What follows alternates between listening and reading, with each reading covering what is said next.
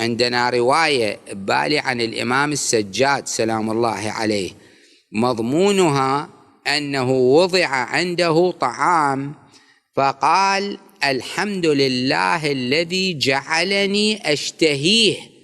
مو أي واحد يشتهي، هناك أناس عندهم طعام ما يقدر يأكل، مريض نفسه عائفة لهذا الطعام، اللي يشتهي الله عز وجل مخليه يرغب في الطعام ويأكل، هذه نعمة. ليش يروح يضيعها، يروح يلعب بروحه والله شنو حتى لا يأكل؟ كل الله عز وجل معطيك نعمة، كل.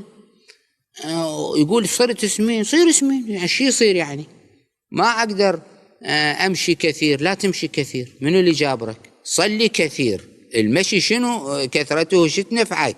صلي كثير.